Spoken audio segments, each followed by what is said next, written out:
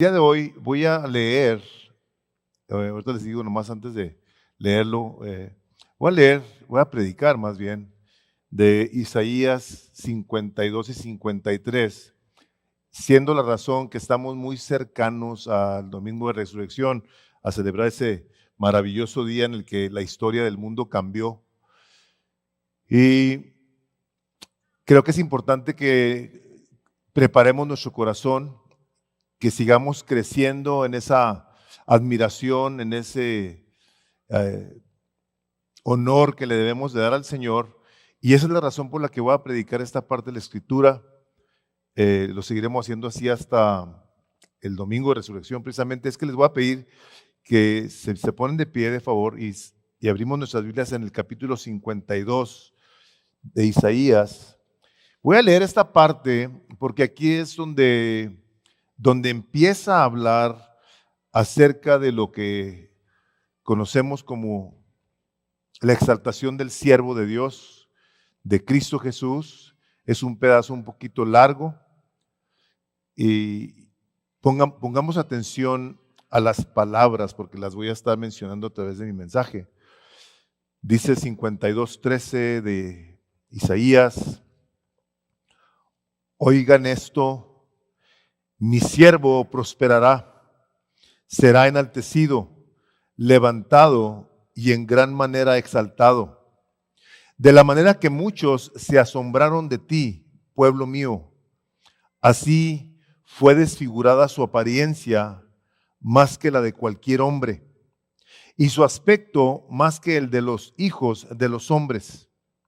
Ciertamente él asombrará a muchas naciones, los reyes cerrarán la boca ante él, porque lo que no les habían contado verán, y lo que no habían oído entenderán. ¿Quién ha creído a nuestro mensaje? ¿A quién se ha revelado el brazo del Señor? Creció delante de él como renuevo tierno, como raíz de tierra seca. No tiene aspecto hermoso, ni majestad para que lo miremos, ni apariencia para que lo deseemos. Fue despreciado y desechado de los hombres, varón de dolores, experimentado en aflicción, y como uno de quien los hombres esconden el rostro. Fue despreciado y no lo estimamos. Ciertamente él llevó nuestras enfermedades y cargó nuestros dolores. Con todo, nosotros lo tuvimos por azotado, por herido de Dios y afligido. Pero él fue herido por nuestras transgresiones, molido por nuestras iniquidades. El castigo por nuestra paz cayó sobre él, y por sus heridas hemos sido sanados. Todos nosotros nos descarriamos como ovejas, nos apartamos cada cual por su camino, pero el Señor hizo que cayera sobre él la iniquidad de todos nosotros. Fue oprimido y afligido, pero no abrió su boca, como cordero que es llevado al matadero, y como oveja que ante sus trasquiladores permanece muda, él no abrió su boca. Por opresión y juicio fue quitado. Y en cuanto a su generación, ¿quién tuvo en cuenta que él fuera cortado de la tierra de los vivientes por la transgresión de mi pueblo a quien correspondía la herida? Se dispuso con los impíos su sepultura, pero con el rico fue en su muerte, aunque no había hecho violencia, ni había engaño en su boca. Pero quiso el Señor quebrantarlo, sometiéndolo a padecimiento. Cuando él se entregue a sí mismo como ofrenda de expiación, verán a su descendencia, prolongará sus días, y la voluntad del Señor en su mano prosperará. Debido a la angustia de su alma, él lo verá y quedará satisfecho. Por su conocimiento, el justo, mi siervo, justificará a muchos y cargará las iniquidades de ellos. Por tanto, yo le daré parte con los grandes, y con los fuertes repartirá despojos, porque derramó su alma hasta la muerte, y con los transgresores fue contado. Llevó el pecado de muchos e intercedió por los transgresores. Padre,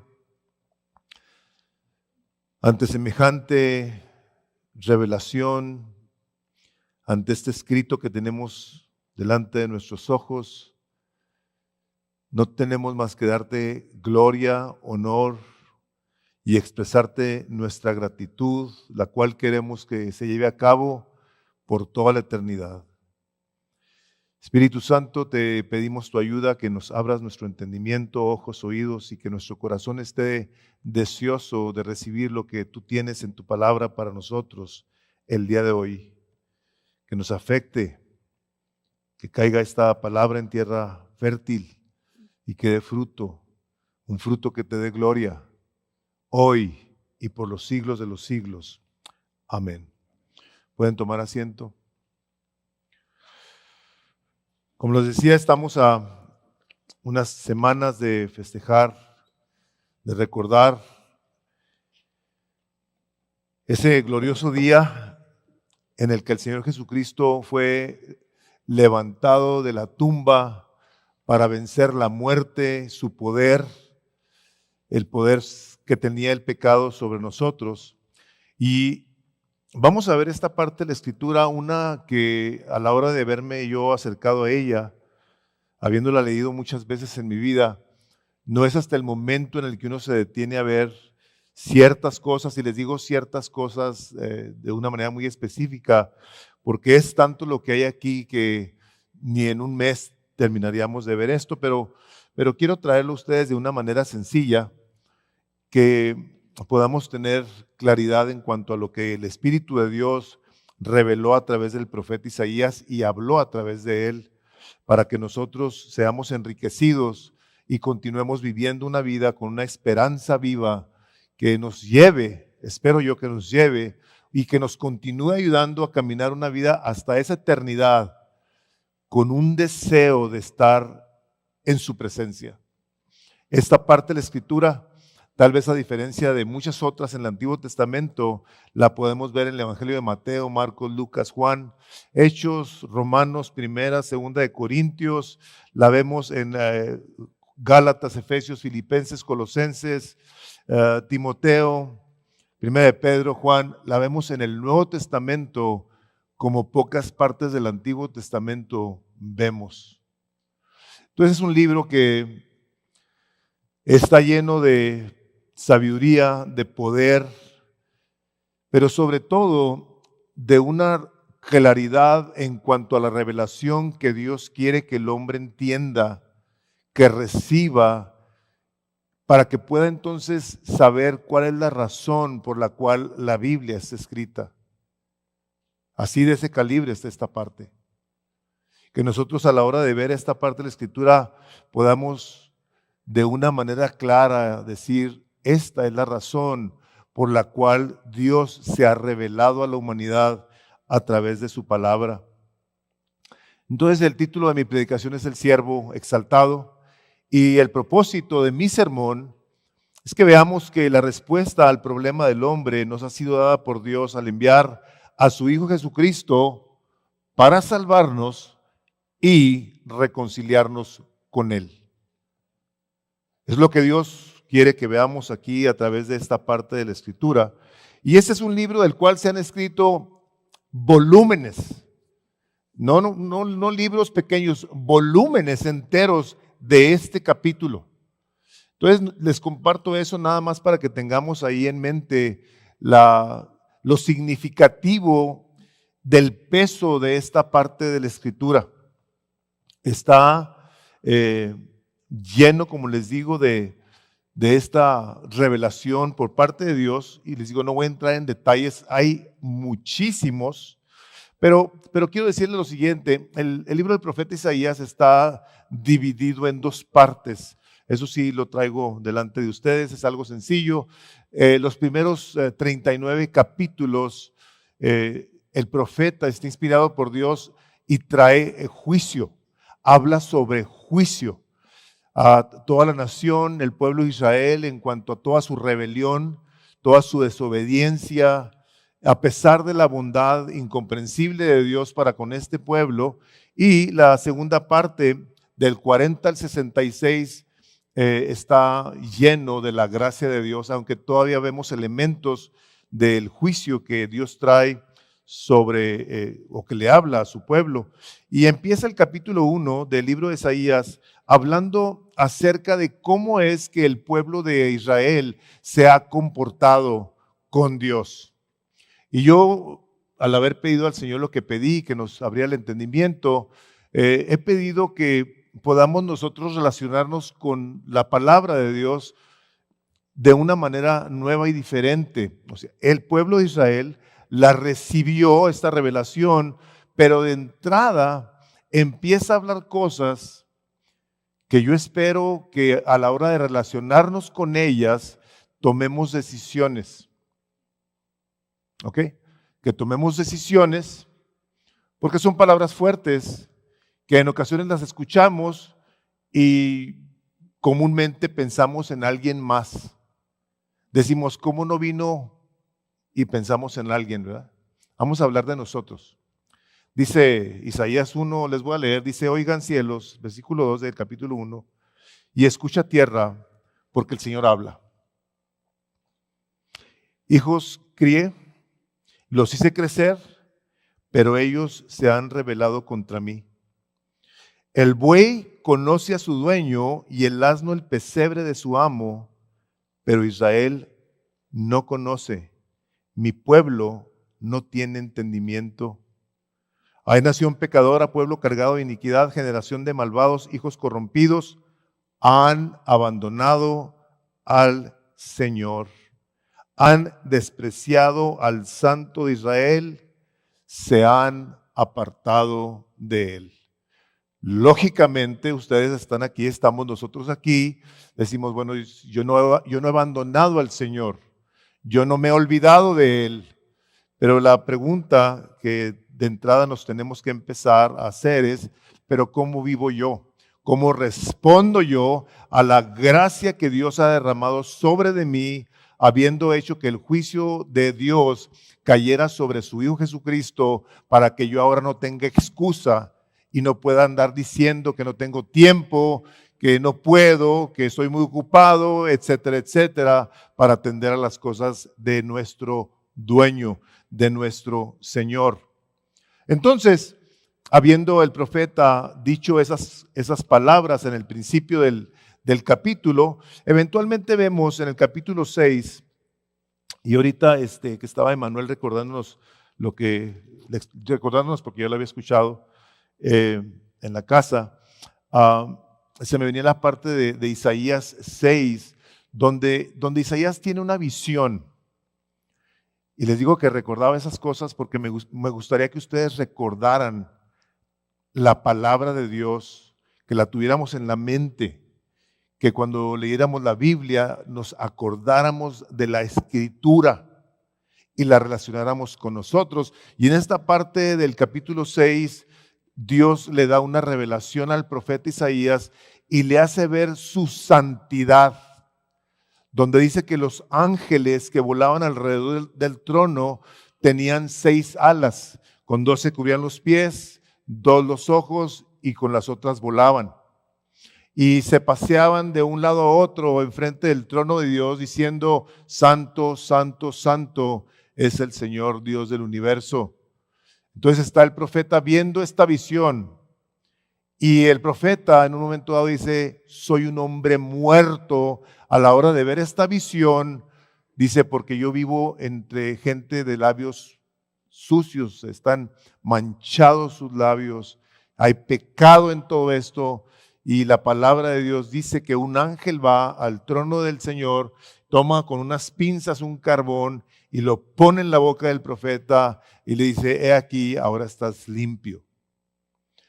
Isaías queda atónito ante esta visión de la santidad de Dios y el profeta, impactado por esta santidad, dice, el pueblo tiene que saber.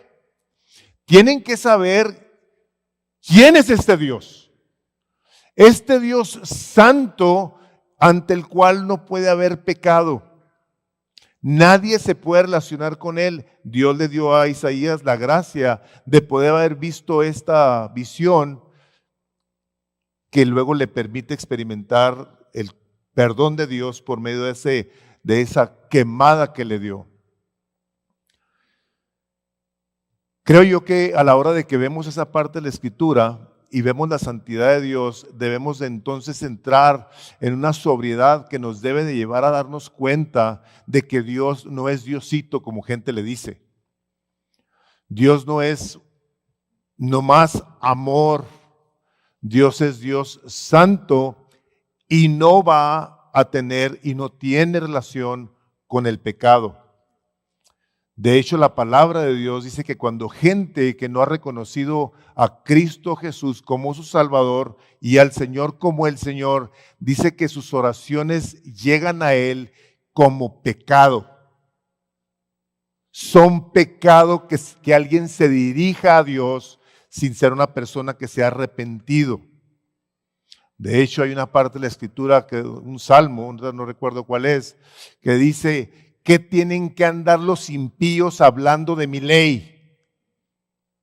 O sea, a manera de un juicio, diciéndoles: tú no tienes absolutamente nada que andar hablando de mi palabra. No pongas mi palabra en tu boca. No lo hagas.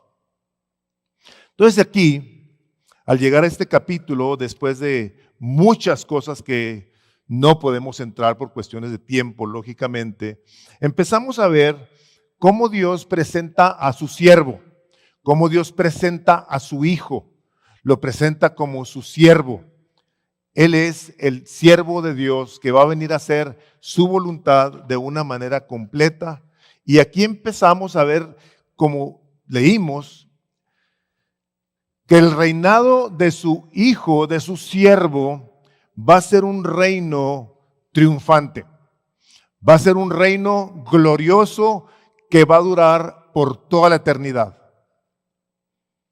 Así es como lo presenta. Dice: será en gran manera exaltado, aunque lo van a destrozar, lo van a desfigurar, va a quedar sin absolutamente ninguna belleza, atracción para que alguien lo quiera voltear a ver de lo dañado que va a quedar. Y efectivamente sabemos que así fue como quedó en la cruz. Y no únicamente así fue como quedó en la cruz, sino que también lo que se veía por fuera estaba por dentro.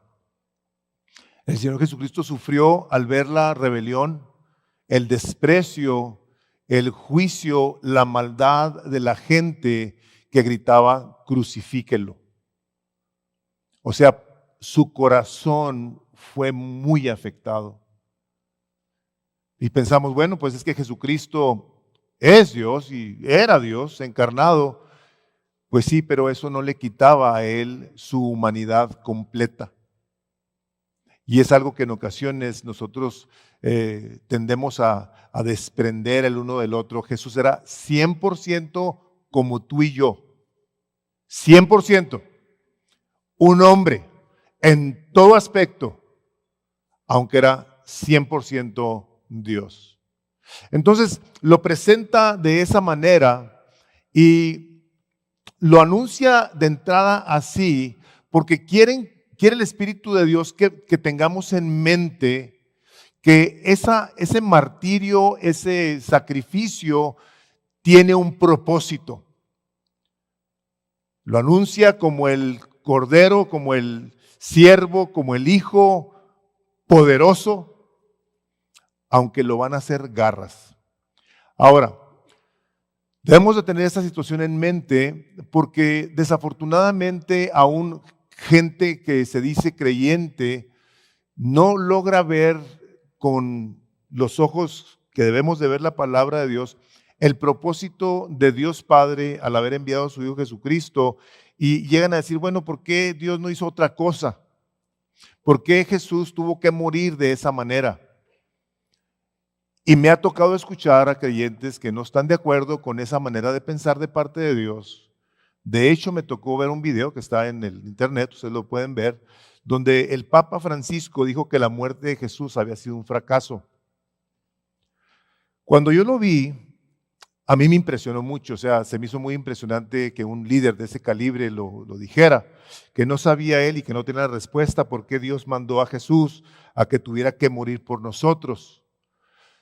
Y se me hace bien importante, y lo menciono porque es un líder mundial, pero así como él hay muchos otros que llegan a hacer aseveraciones de este índole sin percatarse del propósito eterno que Dios tenía en mente para con su Hijo y para con nosotros. Entonces es importante que nosotros a la hora de ver lo que está escrito, afirmemos lo que está escrito, no lo que oímos o con lo que nos gustaría estar de acuerdo. Nosotros tenemos que venir a ver la palabra de Dios revelada, donde por su misericordia podemos entender que Dios tiene un propósito al haber enviado a su Hijo Jesucristo y nosotros ahora somos el recipiente de esa gracia, de ese sacrificio que Jesucristo tuvo que pagar por nosotros. Estas palabras tienen un impacto y son sumamente importantes. No podemos desprenderlo, no podemos retirarnos de ello y decir, mi opinión es esta. Quiero decirte que ni la opinión de Francisco ni de la de nadie más importa aquí. Aquí la única opinión que importa es la de Dios. Y la cosa trascendental de esta parte de la Escritura es que movió el Espíritu de Dios al profeta Isaías a que escribiera esta parte de la Escritura 700 años antes de que sucediera. Ahora, partimos del hecho de que en el huerto del Edén, a Adán y a Eva, el Señor Jesucristo, el Padre, le dice que va a enviar a aquel que va a ser herido por una serpiente, pero que el Hijo le va a pisar la cabeza y lo va a quebrar. Ahí está la primer promesa del Evangelio, donde podemos nosotros ver cómo Dios en su misericordia, al habernos creado para su gloria, Dios ya tenía la respuesta del problema del hombre que sabía que se iba a revelar. Él sabía que se iba a revelar. Pero Dios es justo, bueno, misericordioso. Dijo, voy a mandar a alguien a que le aplaste la cabeza, que lo ponga en su lugar. Y ese es mi Hijo Jesucristo. Nosotros el día de hoy podemos luego ver esta parte de la Escritura y decir, qué impresión que pasan algunos miles de años y la revela. Pero la revela al pie de la letra. 700 años antes de que Cristo viniera. Pasan 700 años y vemos el cumplimiento de esta parte de la Escritura, donde vemos a un apóstol Pablo, como tienen ahí en su recuadro, en su primer recuadro de Filipenses, dice, por eso Dios también lo exaltó sobre todas las cosas y le dio un nombre que es sobre todo nombre, para que en el nombre de Jesús se doble toda rodilla de los que están en los cielos, en la tierra y debajo de la tierra, y toda lengua confiese que Jesucristo es el Señor, para gloria de Dios Padre. Desde Génesis, el Antiguo Testamento, el Nuevo Testamento, vemos Dios cumpliendo su palabra de una manera perfecta, de una manera clara. No había la menor duda de que Jesucristo haya quedado desfigurado. Leemos de los golpes que le dieron, leemos del maltrato en su persona, latigado. Ya han oído muchas veces que los látigos de aquellos entonces tenían puntas de plomo. Seguramente que la espalda de Jesús estaba completamente abierta, desfigurada, también estaba todo deshecho. Fue deshecho, fue destruido, fue desfigurado completamente. Y todo esto nos pudiera llevar a pensar lo siguiente: sí, pues es que Dios es omnisciente, Él sabe todas las cosas, Él por eso pudo haber revelado esta situación, hacérnosla saber, para que nosotros nos impresionáramos por la sabiduría de Dios. Pues la verdad de las cosas es que no fue esa la razón por la que Dios ha revelado su palabra a nosotros, sino para que sepamos precisamente lo que les decía yo hace un rato, para que sepamos y podamos ver la realidad de nuestra maldad, así como leí de Isaías 1. Somos rebeldes. El Señor usa la palabra bueyes, como animales. Nos hemos descarriado cada quien haciendo lo que nos pega la gana, lo que nos gusta. Ese es Dios hablando. Quiere Dios que veamos nuestra maldad. Nos advierte en todos estos primeros 39 capítulos de lo que va a venir. Y luego nos hace saber de que hay esperanza. De que hay esperanza ante tal maldad nuestra, nos hace saber de que un día va a venir el Salvador. Ya vino, ya lo vimos, sabemos la historia, pero el problema sigue siendo este. ¿Cuánta gente, a pesar de su maldad, de su rebelión contra Dios, fíjense lo que voy a decir, aún dentro de las iglesias, ¿ok? Aún dentro de las iglesias cristianas evangélicas que creen en la Biblia, ¿cuántas personas que escuchamos las advertencias que la palabra de Dios nos dice que van a venir un día sobre la faz de la tierra, seguimos viviendo como si esto no fuera a pasar?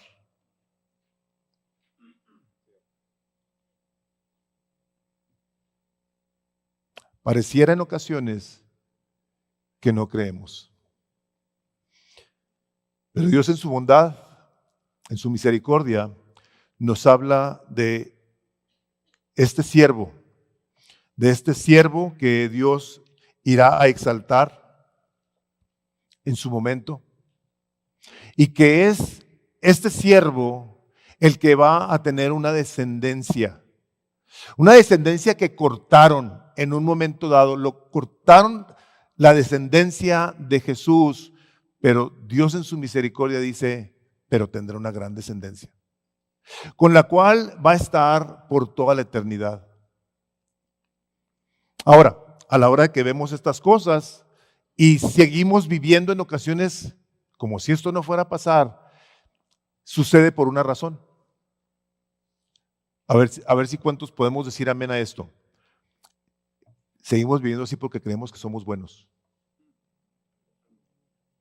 que no necesitamos salvación, que no necesitamos arrepentirnos, que no necesitamos dejar nuestros caminos de maldad. Y eso era precisamente lo que le pasaba al pueblo de Israel. Eso era lo que le pasaba. O sea, Dios le habla al pueblo de Israel y el pueblo de Israel sigue viviendo como si nada. ¿Por qué? Porque se creían muy santos. Nosotros somos el pueblo de Dios. Y vivían ellos cumpliendo con los requisitos de cierta ley. Pero por dentro estaban llenos de pecado. Aparentaban piedad, se ponían sus vestimentas y sin embargo sus corazones estaban lejos de Dios. Viene Dios, habla al pueblo, a un pueblo que se creía tan santo, tan puro, tan perfecto, que a la hora que viene el Salvador no lo reconocen. Pero Dios les dice que este es el siervo de Dios, santo, puro, perfecto. Y ellos se creían muy buenos, muy santos, muy piadosos, y es precisamente eso lo que los llevó a ser tan arrogantes. En ocasiones a tomar actitudes hacia Dios de tal manera que el Señor les dice, ustedes andan cada quien por su camino. Pero si nosotros haciendo una introspección, haciendo una evaluación correcta de nuestras vidas, como lo pone ahí Charles Spurgeon, nos viéramos qué hay en nuestras vidas, la pensaríamos dos veces en seguir viviendo como vivimos. Dice ahí en su recuadro, dice, pocas personas se atreverían a leer su autografía. Fíjense esto, si todos sus hechos Si todos sus hechos estuvieran registrados en ella, pocos pueden mirar hacia atrás y ver toda su vida sin avergonzarse. Porque todos hemos pecado y nos hemos quedado cortos de la gloria de Dios. Ninguno de nosotros podemos decir que somos perfectos. Amén. Yo sí me avergonzaría de que escribieran mi biografía, pero mucho. Yo compraba todos los libros que se publicaran y los quemaba. Un video. Sí, lo que Dios quiere aquí que nosotros veamos es esto. ¿Cómo puede un Dios santo, justo, puro, perfecto, justificar a pecadores, rebeldes, para que estos pasemos una eternidad con Él? Esa es la respuesta a esto, a la pregunta de por qué Dios escribió esto. Desde el principio hasta el final de las Escrituras, vemos en medio de ello toda nuestra maldad y vemos a la vez toda la bondad de Dios. Eso es lo que vemos en la palabra. Está llena la palabra de advertencias, diciéndonos, voy a regresar el día que menos lo esperen. El otro día, por cierto, vi a un hombre muy conocido que algunos de ustedes me han comentado que les gusta ver sus predicaciones, ojalá y que lo dejen de hacer, que el Señor Jesucristo viene en el 2024. Dije otro, falso. Y es muy conocido. Buena reputación hasta ese momento.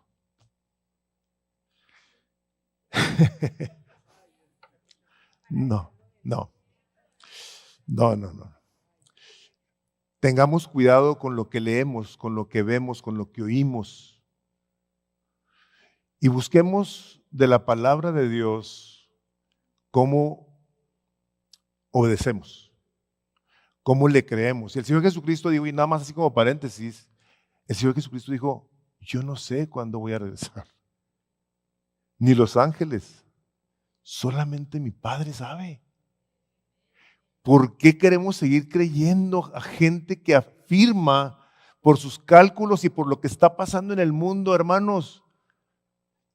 No debemos de caer ante ese tipo de diálogos prepotentes donde gente afirma saber cuándo va a regresar Jesús y Él dijo que no lo sabía. Eso es lo que contesta, eso es lo que habla esta parte de la Escritura. Por eso, en el primer versículo del 53 dice, ¿quién ha creído? ¿Quién ha creído a nuestro anuncio? Vemos nosotros cómo llega Juan el Bautista a traer un anuncio. El anuncio de que detrás de él viene el Salvador. Así está Isaías diciéndonos, ¿quién ha creído a este anuncio? ¿A quién se ha revelado esto? A los que se les reveló, no lo creyeron. ¿Saben por qué no lo creyeron? Porque el pueblo de Israel estaba esperando que Jesucristo, cuando vino, llegara como ellos esperaban que llegara, con una majestuosidad y con un ejército de ángeles a poner en orden las cuestiones de la tierra. Y nació pobre. Y no era una persona a la que tú voltearas a ver. No había nada despampanante en la persona de Jesús. Cuando llegaron a arrestarlo en el huerto, ¿qué dijeron los soldados? ¿Cuál es? ¿Quién es Jesús? Dijo, yo soy. Y se cayeron al suelo. ¡Pum! Se cayeron. Dijo, yo soy. No había nada. Pero la cosa impresionante es que Dios había revelado exactamente cómo iba a venir, cómo se había de manifestar. Y la gente no lo reconoció. De hecho, leemos en la palabra que a los suyos vino y los suyos no le recibieron, no creyeron en él. Ahora, de este anuncio glorioso, pasamos a esta parte donde el Hijo de Dios, el siervo de Dios, tuvo que sufrir. ¿Por qué tuvo que sufrir? Les mencionaba yo de Isaías 6, porque a la hora de ver la santidad de Dios, la pureza moral de su persona, nosotros tenemos que tener este entendimiento muy claro. ¿Cómo es posible que el hombre se haya rebelado contra Dios y hubiéramos esperado que hubieran quedado las cosas como si nada hubiera pasado? Cuando se violó la palabra de Dios, cuando el hombre se rebela contra Dios y lo echan del huerto, pudiéramos haber pensado, oye, pues estuvo muy exagerado esto que pasó en el huerto del Edén. Se puede hablar de esa manera cuando no se entiende la santidad de Dios. Una persona que no ha tenido una iluminación por parte del Espíritu Santo, por eso insistimos tanto en que cuando te acerques a leer la palabra, ores y le pidas, Espíritu Santo, abre mis ojos, mi entendimiento, para que yo pueda ver lo que está escrito. Que yo pueda entender quién eres tú. Ustedes recuerdan, Juan el apóstol, estando en la isla de Patmos, el Señor se le apareció. Juan había cenado con él. Se había recostado sobre su pecho. Era su amigo. Era el discípulo amado. Y cuando Juan lo vio, dice que cayó como muerto. Y estaba bajo la gracia, tenía el Espíritu Santo, era salvo. Y estaba como muerto. Pasamos por alto la santidad de Dios y nos inclinamos hacia la gracia de Dios de una manera en la que debemos de darnos cuenta de que si estamos en la gracia es para continuar aprendiendo a vivir de tal manera que nos parezcamos más a Jesús, que renunciemos más al pecado y a los hábitos pecaminosos que tanto se nos mencionan de aquí y de todo lo que hacemos y de todo lo que tú lees en la palabra de Dios. Y esa mentalidad es esta mentalidad de irnos hacia la gracia de Dios de una manera desmedida. A mucha gente la ha llevado a seguir viviendo de una manera muy ofensiva a Dios, sin percatarse de que están haciendo dos cosas. La primera de ellas, sin darse cuenta, haciendo por sus obras ver que no conocen a Dios. O sea, no es posible que una persona que diga conocer a Dios continúe viviendo en un desafío a Dios. No es posible. Y la otra es que digamos, bueno, es que yo soy creyente y pues Dios es bien bueno, Dios me salvó, si soy salvo, siempre seré salvo, es cierto, pero esa mentalidad te debe de llevar a vivir en una mayor santidad. Nos debe de continuar llevando en una manera que glorifique a Dios, que refleje a Cristo. Y no tengo nada contra la Iglesia Católica, nomás que me acordé de esta situación porque es desafortunadamente lo que ha llevado el sacerdocio católico. Yo no sé si ustedes sepan esto.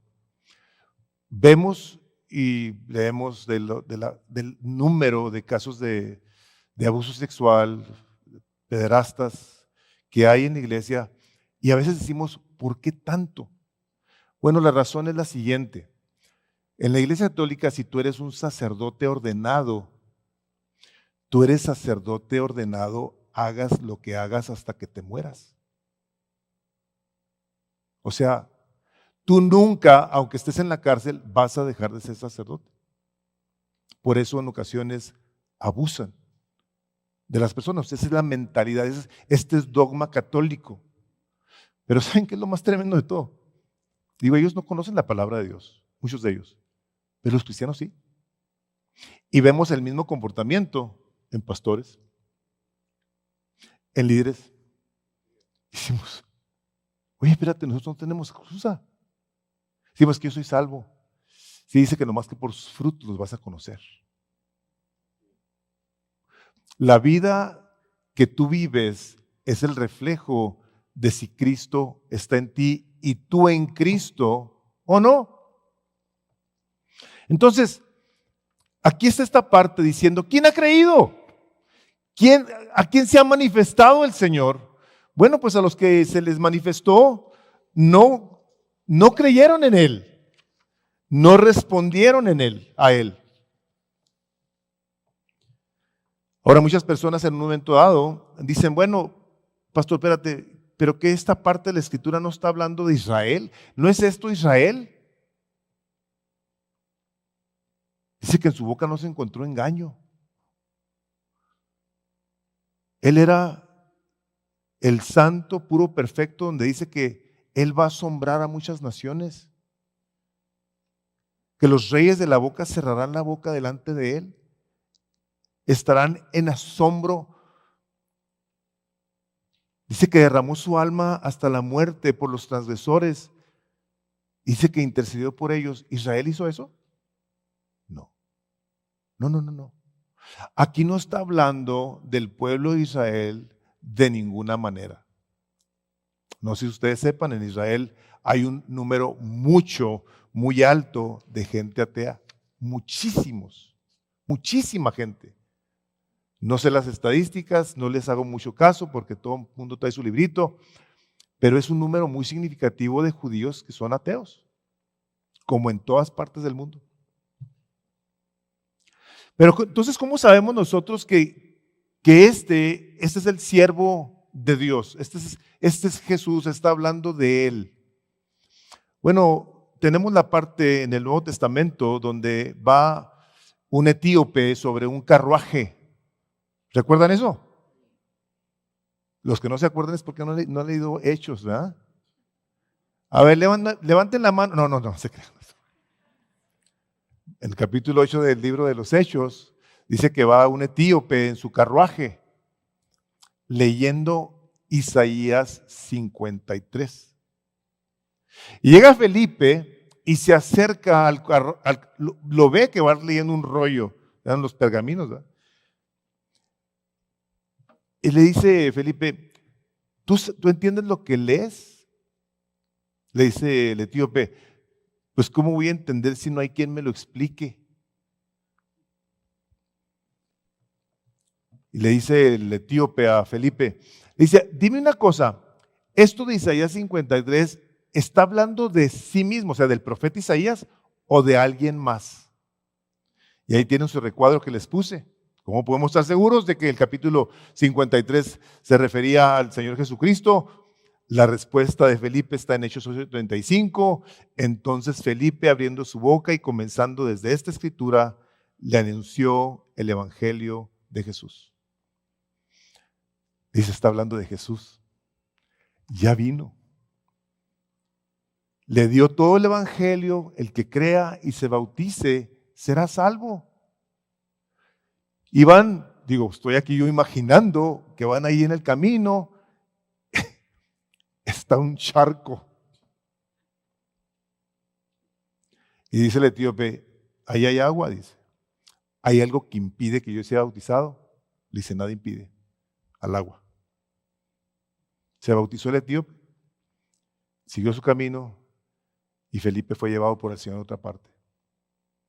Tenemos la plena certeza de que estamos hablando aquí del Señor Jesucristo, el Hijo de Dios, que vino a dar su vida por nosotros, de tal manera que no hay la menor duda de que este relato que se escribió 700 años antes de Cristo se llevara a cabo de la manera tan clara y perfecta que se llevó. Ahora, otra de las razones por las que los judíos no lo recibieron fue por el hecho de que ellos querían que hiciera el Salvador lo que ellos querían. Y yo no sé si de alguna manera u otra en un momento dado también nosotros queremos que Dios haga lo que nosotros queremos. Si no hace Dios lo que nosotros queremos, entonces yo me voy a molestar con Dios. Yo voy a estar en desacuerdo con Dios, yo me voy a enojar con Dios.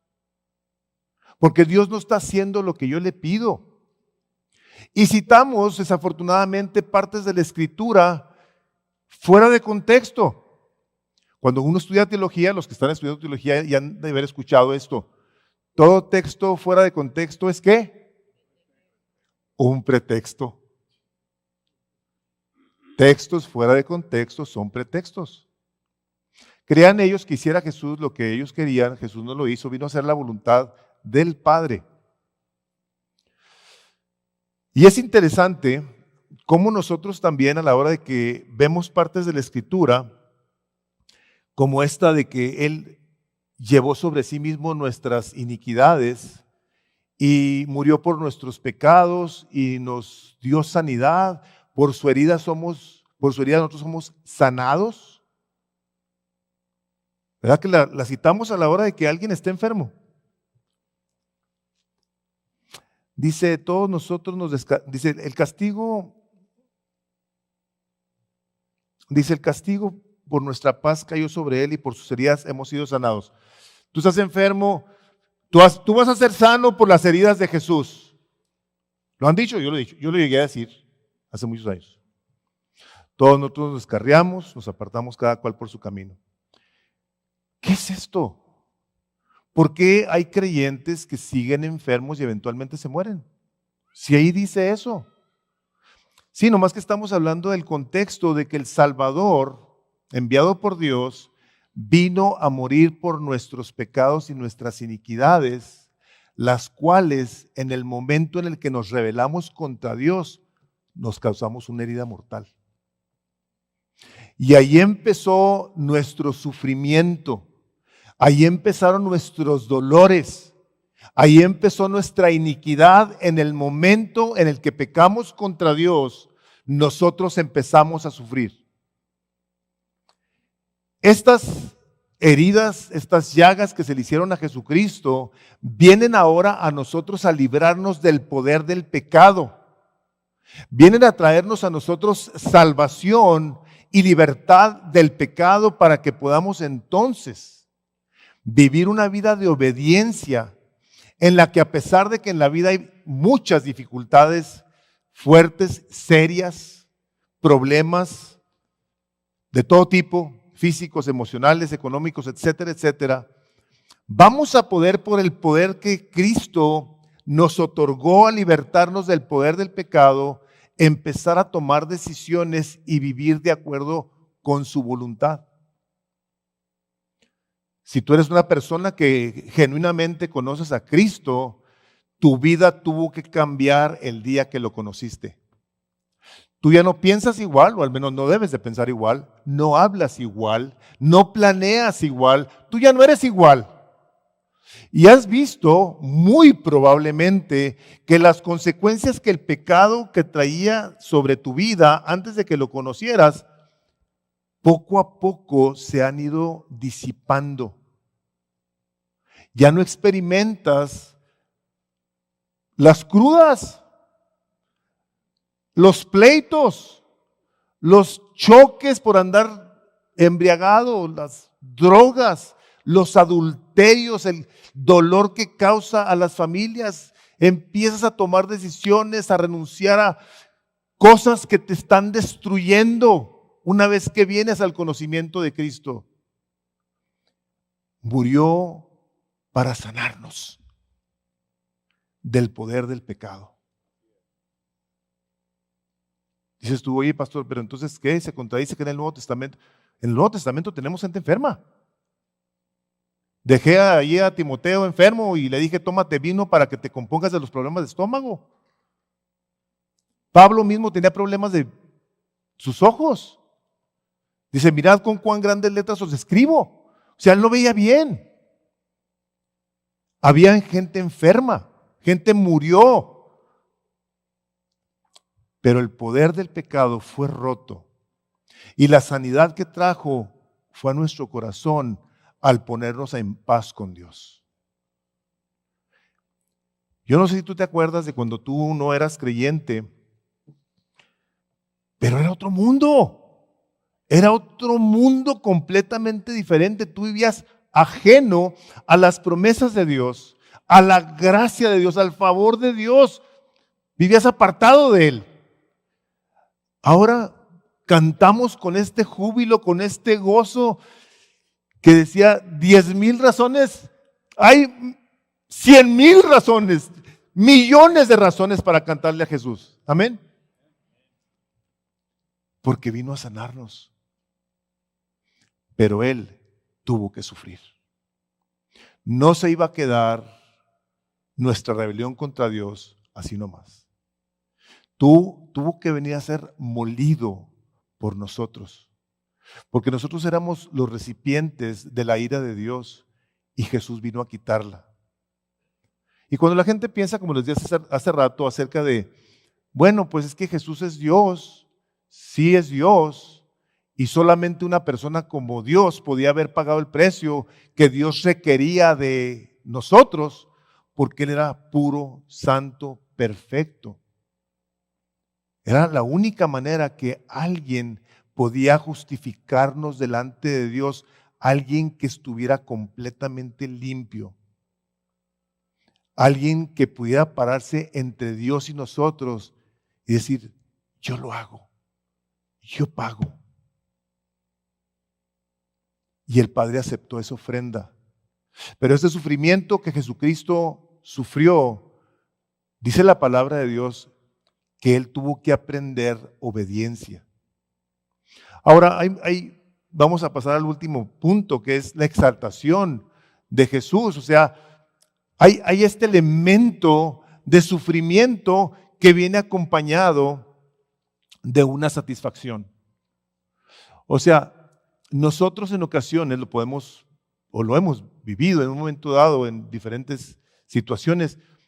Vivimos, por ejemplo, el nacimiento de un bebé, los dolores de parto, y vemos a la mujer ahí con ese dolor tan tremendo, y en el momento en el que nace decimos, hijo, qué tremendo, qué impresión. O cuando has pasado por un problema bien difícil que pareciera no tener una solución y de repente algo pasa y dices, hijo, gracias a Dios. Gracias Dios por tu misericordia. El Señor Jesucristo pareciera como que esa es la manera de operar de Él. Hay dolor, hay sufrimiento porque nosotros ofendimos a Dios de una manera deliberada, intencional. Pero una vez que esto ha pasado, entonces vemos la gracia de Dios habiéndonos llevado a una nueva realidad de nuestra vida en la que decimos, ahora puedo experimentar esta nueva parte, este nuevo gozo, esta nueva libertad que Dios me ha traído después de haber estado atado, después de haber estado sufriendo de esta manera. El diablo llegó con Jesús, los que recuerden 4 de Mateo, y que le dijo, mira Jesús, evítate el problema de la cruz. Tú nomás te postras y me adoras y yo te voy a dar toda la gloria. Sigue el diablo al día de hoy ofreciéndole a la gente maneras de evitar el tener que ser confrontados. Déjenme lo pongo así. Cuando una persona quiere vivir una vida recta delante de Dios, va a pagar una consecuencia. Cuando una persona va a querer exaltar el nombre de Jesús en su vida, se va a topar con mucha adversidad. Y me puede mucho decírselos, pero se puede topar aún dentro de la misma iglesia con adversidad por ideologías políticas, maneras de pensar mundanas completamente que nada tienen que ver con la palabra de Dios, pero que son y se dicen creyentes, y no lo dudo que sean creyentes. Pero una persona que va a vivir de acuerdo a la palabra de Dios va a sufrir. Jesús por eso fue tan odiado, porque vino a hablar la verdad. La verdad confrontó la maldad de toda la gente y lo sigue haciendo el día de hoy. Creyentes que el día de hoy, ante una situación de dificultad o donde pudiéramos estar nosotros siendo cuestionados de nuestra fe o de nuestro cristianismo, en ocasiones vemos que gente se hace la que no sabe nada de Jesús. Decía un profesor de una universidad cristiana, dice Paul Chapo, dice, a menudo soportamos pruebas buscando que Dios nos libre de ellas. Para nosotros es doloroso soportar el sufrimiento o ver a aquellos que amamos. Si bien nuestro instinto es de huir de las pruebas, recuerde que incluso en medio del sufrimiento, la voluntad de Dios se está haciendo. En esta última parte del libro de Isaías, el versículo 10 al 12 que termina, dice, Jehová quiso quebrantarlo, sujetándolo a padecimiento, dice. Cuando haya puesto su vida en expiación por el pecado, verá descendencia, vivirá por largos días, y la voluntad del Señor será en su mano prosperada. Verá el fruto de la aflicción de su alma y quedará satisfecho. Hermanos, en ocasiones tenemos que pasar por estas cosas. Y es posible que alguien de aquí esté pasando por situaciones bien difíciles el día de hoy, bien dolorosas. Quiero recordarte que el Señor está presente en tu vida. Él sigue obrando en ti. Él sigue transformándote a la imagen de Jesús. Y nos podemos preguntar y difícilmente podremos tener una respuesta. ¿Por qué unos sufren más que otros? No sabemos. Pero independientemente de ello, estamos nosotros convencidos o debemos de estar muy convencidos de que el Señor está obrando en nuestras vidas. El siguiente recuadro que tienen ustedes ahí de Romanos 8:16 dice, el Espíritu mismo da testimonio a nuestro espíritu de que somos hijos de Dios.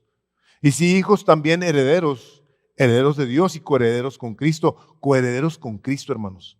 Si es que padecemos juntamente con Él, para que juntamente con Él seamos glorificados. Tengo, por cierto, fíjense lo que dice aquí, que las aflicciones del tiempo presente no son comparables con la gloria venidera que en nosotros ha de manifestarse. Aflicciones que no van a ser comparables. No se comparan.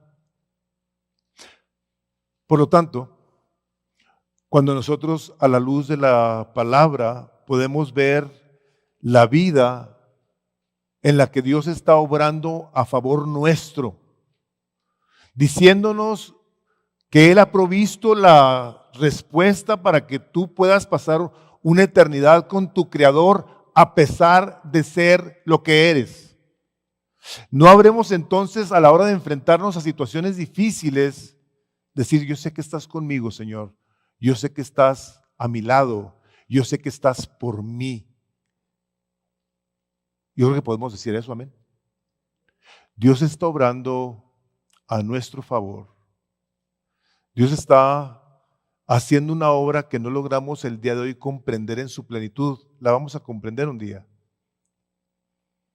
Cuando la palabra del Señor aquí nos dice que Él va a vivir con su pueblo, Él va a repartir con los, dice, y con los fuertes repartirá despojo, dice, por lo tanto yo le daré parte con los grandes y con los fuertes repartirá despojo, porque derramó su alma hasta la muerte.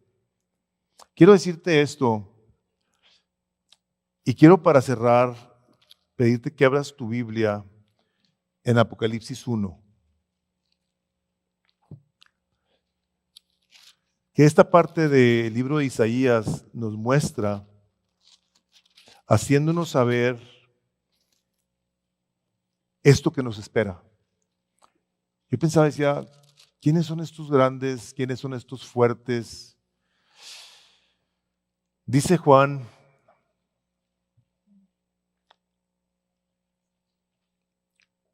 1:5, dice, y de parte de Jesucristo, el testigo fiel, el primogénito de los muertos y el soberano de los reyes de la tierra, al que nos ama y nos libertó de nuestros pecados con su sangre e hizo de nosotros un reino de sacerdotes para Dios su Padre. A Él sea la gloria y el dominio por los siglos de los siglos. Amén. Él hizo de nosotros una nación de reyes y de sacerdotes. Tú eres uno de ellos. Tú eres una de esas personas a quienes en la palabra de Dios nos encontramos preguntándonos y encontrando la misma respuesta. ¿Quiénes son esos grandes? Tú puedes decir, soy yo. Yo soy uno de esos porque Dios ha hecho de mí un rey y un sacerdote. Es lo que dice su palabra, que ha hecho de su pueblo. El pueblo que le ha creído a su mensaje y que ha respondido en obediencia, que se ha negado a sí mismo, que le cree no por la impresionante sabiduría de Dios de que 700 años antes de que eso sucediera, Dios lo puso así en detalle.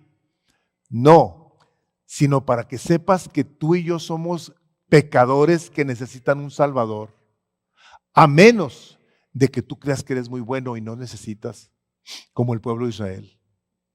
Cuando uno ve estas partes de la Escritura y se queda como si nada, hermanos, yo les diría, hay que ver qué está pasando con nuestras vidas.